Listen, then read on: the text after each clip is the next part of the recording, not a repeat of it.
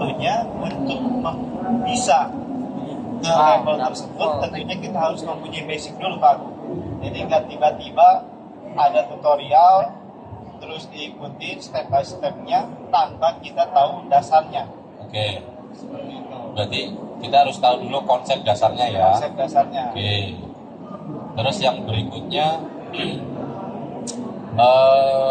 sebelum melangkah ke sana, kan kita tahu nih fungsi AI itu sekarang ini banyak ya. Tadi yang sesi pertama sudah dijelaskan Pak Yusuf, itu kategorinya adalah model-model agentic.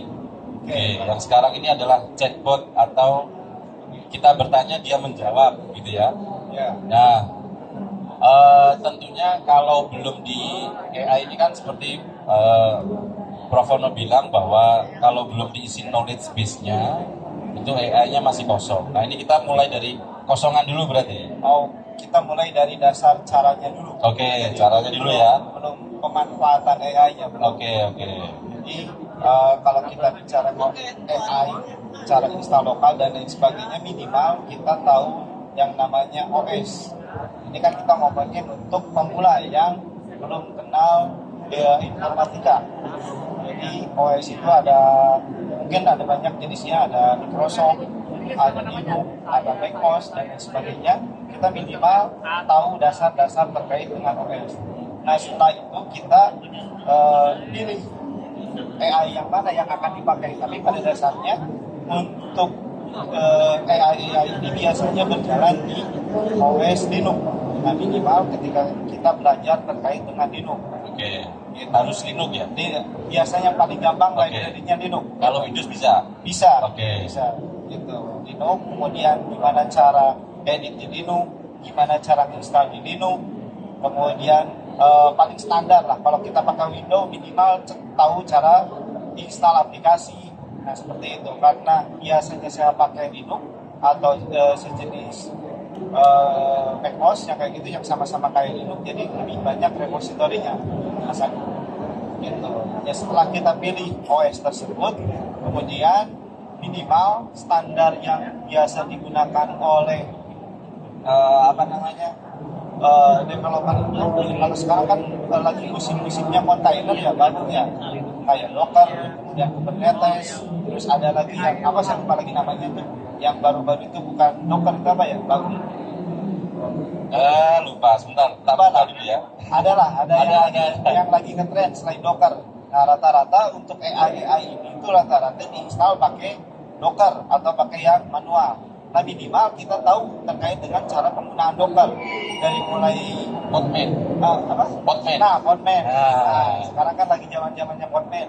Nah minimal kita tahu Docker itu seperti apa, cara nge-gitnya gimana, yang minimal dasarnya. Karena rata-rata sekarang aplikasi-aplikasi itu baik AI maupun aplikasi-aplikasi open source lainnya itu dibangun dari dasar menggunakan Docker. Nah seperti itu. Setelah kita tahu Docker, kemudian minimal tahu yang namanya Python. Nah rata-rata AI itu menggunakan Python dan C++ ya. Kita nggak perlu mahir, yang penting tahu dasarnya. Berita dasar Python itu seperti apa, kemudian perintah-perintah lainnya, tapi nggak perlu sampai jadi membuat aplikasi berbasis Python itu terlalu advance lah. Karena kan sekarang kita itu dituntut untuk yang namanya menguasai dasarnya. Nah untuk lebih advance kita kan yang namanya sekarang kan udah ada yang namanya AI Gemini dan lain-lainnya. Nah kalau kita udah tahu yang dasarnya seperti itu, tinggal kita tanya ke AI lainnya gitu untuk memantapkan dia lebih cepat.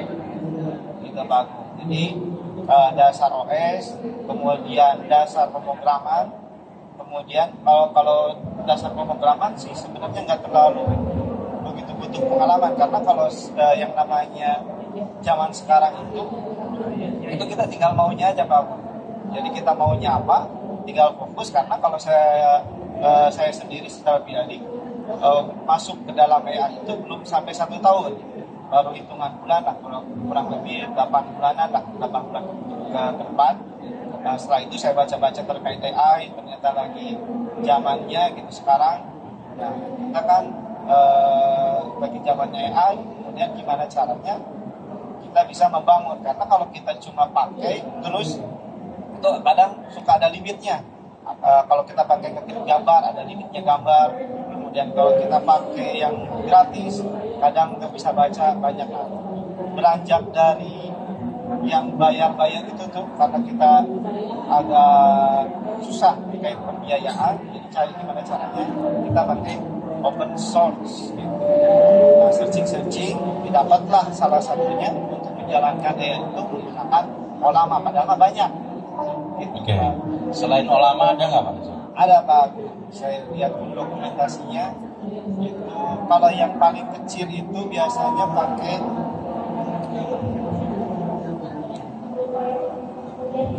Nah kalau terkait itu saya lupa lagi. Kalau yang jelas kemarin ada beberapa terkait dengan Ollama. Kalau yang versi paling mudah itu pakai yang LLama C.cpp kalau nggak salah, itu bisa di running di tab. Saya pernah coba di tab itu running gitu, pakai model yang kecil bisa berjalan gitu. Kalau yang dipakai Pak Dimas waktu demo di itu pakai apa? Saya lupa lagi namanya. Windows kan itu kalau nggak salah. Windows. Nah, setelah kita Studio apa gitu? Ya gitu, benar banyak. Kita setelah kita tahu seperti itu, minimal kita tahu cara kerja daripada ChatGPT atau apa namanya LLM kalau bahasa kerennya itu, large language model. Nah, kalau kita kan lebih sering menyimpulkan karena kita sering pakai ChatGPT yang disebutnya ya udah ChatGPT gitu. Seperti itu bagus. Itu dari mulai kemudian nah kita referensi, kemudian minimal kita tahu yang namanya kalau terkait dengan lokal itu kan udah sering dikemukakan. Kemudian cara kerja LLM itu seperti apa? Nah, cara kerja LLM ibaratnya kita kalau berbicara terkait dengan AI lokal, kemudian kita yang tadi Pak Agung bilang kita harus men-training datanya. Nah kalau kita ibaratkan sebagai anak kecil, anak SD itu, ketika dibacakan, ketika kita akan mengajarkan baca sebuah paragraf atau sebuah kalimat, tentunya kita kasih tahu dulu abjadnya, ada A, B, C, D sampai Z. Nah setelah tahu anak kecil itu dikasih tahu abjad, tentunya nanti diajar baca A, B ketemu A jadi ba, C ketemu A jadi ca. Nah itu begitupun dengan cara training, cara kerja AI, cara kerja LLM ini. Jadi kalau bahasa teknisnya itu disebutnya token. Jadi token itu dari kata-kata, kalau kita contohkan kata memecah dibuat menjadi memecah. Nah itu disebutnya 3 token. Itu 1 token, itu 2, cah itu 3. Jadi bisa jadi kata itu menjadi 3 token tersendiri. Makanya kalau teman-teman mendengar yang namanya token, itu ada berapa token, jadi ibaratkan kita dijahat lah kalau bahasa gampangnya itu. 1 kata dibagi berapa pecahan, 1 kalimat jadinya berapa pecahan.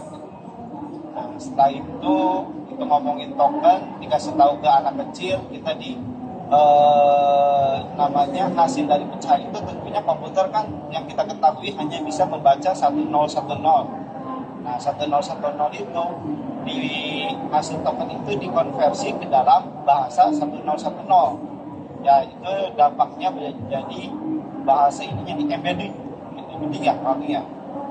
Di embed menjadi 1010. Jadi token-token tersebut di embed lah menjadi angka-angka, kemudian dari bahasa komputer. Nah mungkin nanti ketika cari-cari searching terkait dengan model, pastikan bingung setelah diketahui apa polanya itu pakai Ollama, terus kita dibingungkan terkait dengan model apa yang pas untuk dipakai.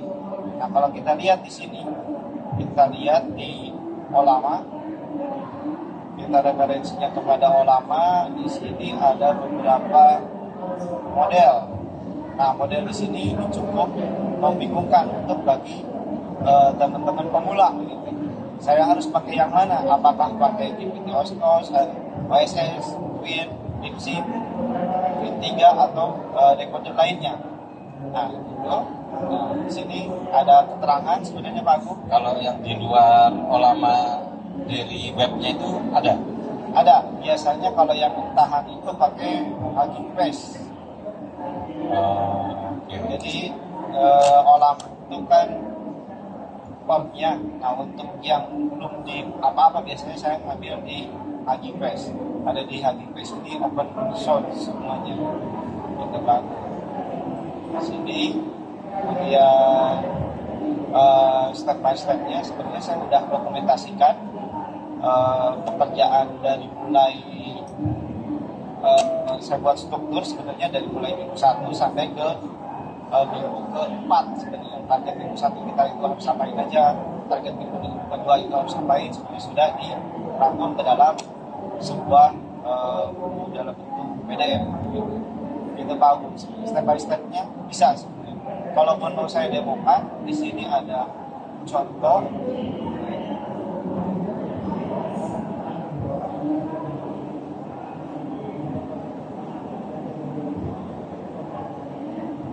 Nah, di sini kebetulan saya juga tadi pakai yang saya bilang pakai Ubuntu. Linux-nya pakai Ubuntu.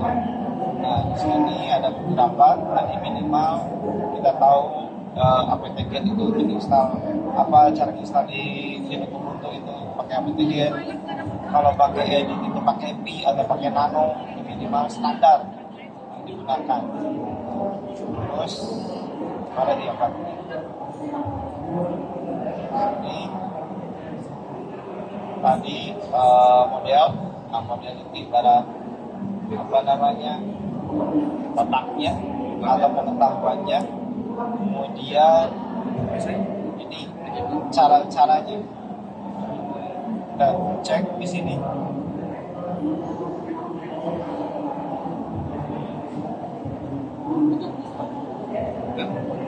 Jadi tahunya masih tak kosongin.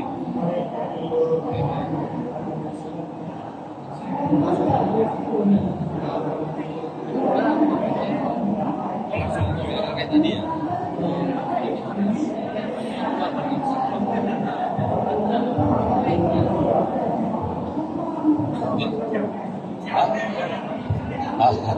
Jadi modelnya harus benar-benar langsung belakangnya PDF gitu. Kalau lebih akurat. Oh. Tapi kalau dia cuma baca abstrak, ya sesuai dengan instruksi dia. Sebentar, Hanya 2 ini saja. tak cariin caranya.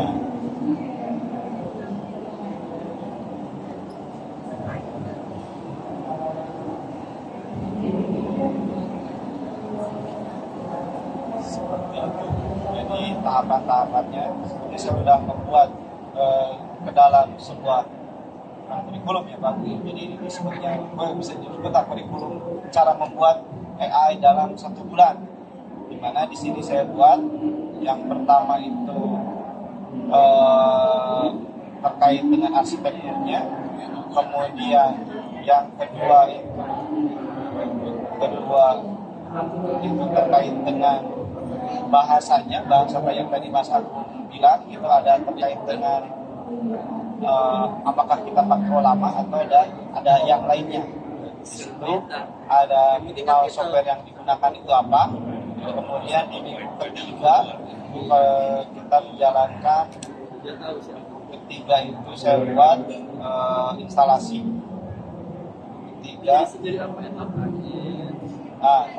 Jadi setelah tahu model dalam bentuk komen, kita masuk ke dalam tampilan web UI UX-nya di minggu ketiga, kemudian di minggu keempat.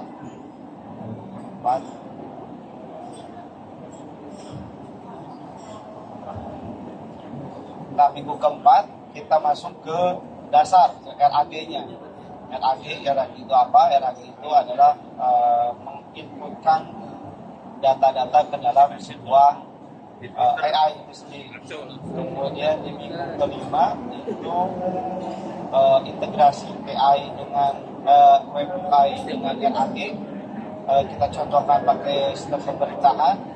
Kemudian di minggu ke-6 itu kita bicara terkait dengan fine tuning. Jadi terus di minggu ke-7 kita ngomongin keamanan. Jadi sebenarnya ini ada dokumentasi yang sudah saya kerjakan dari mulai runut, dari mulai dasar sampai dengan keamanannya, kurang lebih seperti itu Bang. Jadi kalau pemula banget, bukan lulusan IT, lulusan unit, minimal baca dulu dari dasarnya. Oke. Kalau terkait dengan token tadi, Pak, kalau misalnya kita pakai satu teori, pakai modulnya Gema atau Queen atau Quen misalnya, nah itu kita improve di sana tuh bisa nggak sih? Kayak misalnya di sana nggak ada bahasa Jawa atau bahasa Sunda. Oh bisa Pak, itu namanya Pythoning. Oh, oke. Pythoning itu sebenarnya kita ngomongin di akhir itu. Jadi kalau ngomongin AI itu tergantung tadi target yang mau belajarnya di mana. Kalau tadi Pak Agung bilang berarti Pak Agung udah level di tingkat sudah tahu Linux-nya, tahu Docker, kemudian tahu open source-nya atau core ininya, berarti masuk tahapan selanjutnya kalau untuk Mas Agung. Oke. Pythoning-nya. Jadi berarti bisa ya, intinya kalau kurang pas dan sebagainya berarti bisa ditambah. Nah, tapi ketika itu dilakukan di Pythoning, itu dilakukan di servernya itu ya. Betul Pak. Tapi nggak bisa di copy ke orang lain. Bisa, nanti ada itunya, ada tipe filenya, hasil Pythoningnya itu Ditaruh ada di mana? di lokalnya, di sini udah saya buatkan. Oh, oke. Udah ada nanti hasil Python. Tapi selama kita nggak publish, orang lain bisa copy. Nggak bisa. Oh. Bisa, kecuali Pak Adi Mas bisa kan? Nah, Seperti itu. Jadi terkait dengan ini sebenarnya udah terdokumentasi. Ini berdasarkan apa yang saya kerjakan gitu Pak. Kan saya buat kan dokumentasi.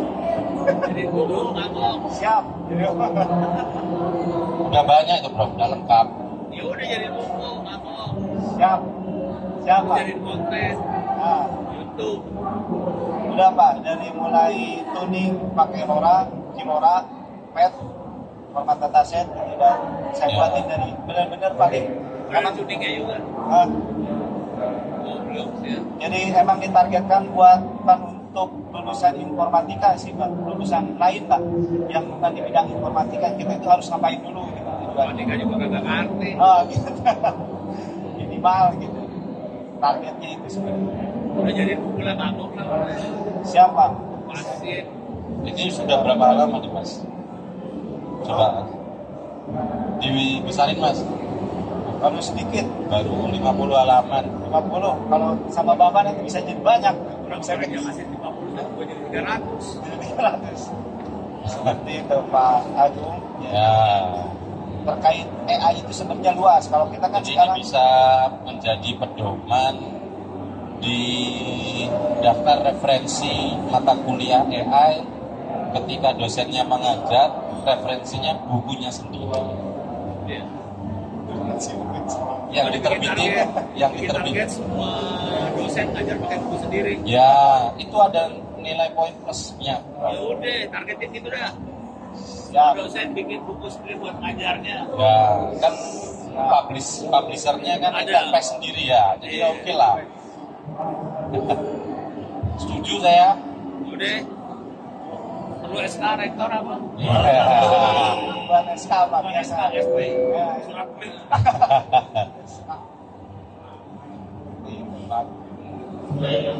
Ya, oke. Sip. Oke, setelah tahu semuanya install itu, kira-kira kalau sudah lancar gitu butuh berapa lama Pak? Lancar apanya Pak? Proses install kira-kira kalau sudah hafal begitu, sudah pro banget gitu ya, itu butuh waktu berapa lama? Sehari jadi? Sehari jadi Pak, kalau udah lancar. Sehari jadi ya? Sehari jadi, tinggal nanti menguatkan dari segi knowledge-nya aja. Oke. Yang saya masih belum ngeh itu ketika kita punya satu server ya, yang oke lah, yang gede banget lah. Terus kemudian yang akses contoh seperti ChatGPT. yaitu misalnya sehari diakses 1 juta orang. Nah, Pertanyaannya, kok dia masih cepat? Apa yang dilakukan di belakangnya? nah, kalau itu sebenarnya, kalau yang saya tahu ya, antara infrastruktur AI dan infrastruktur aplikasi itu beda. Gitu. Kalau infrastruktur aplikasi biasanya itu menggunakan biar cepat itu menggunakan load balancer, itu seperti bagi beberapa bagian dibuat load balancer. Nah kalau AI itu sendiri, nah untuk ukuran ini kok mungkin Pak Agung bisa di-googling itu server yang ChatGPT itu segimana gitu.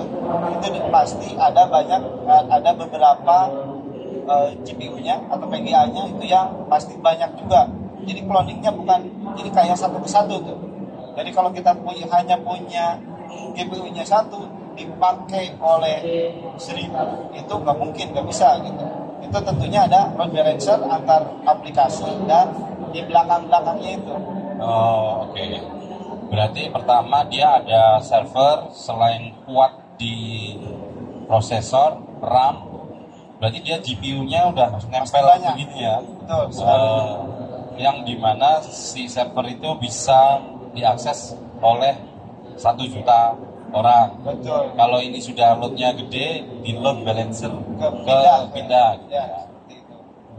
Ya, Ya. gitu. Ada pertanyaan, Prof? Kapan dulunya jadi? Beres Pak, sebulan. Sebulan. Beli aja cuma 3 hari kayak. 2 minggu lah, 2 minggu. Tinggal dirapihin capture-capturean. Gitu udah dikit-dikit. Sering ngikutin. Nah, besok materi yang daftar sudah berapa, Bu? Nah, besok salah satu materi yang dibawain dari pihak kampus ITS salah satunya ini. Ya, cara membuat AI. Nah, gitu. Kan banyak pemateri itu, Bu. Nah, salah.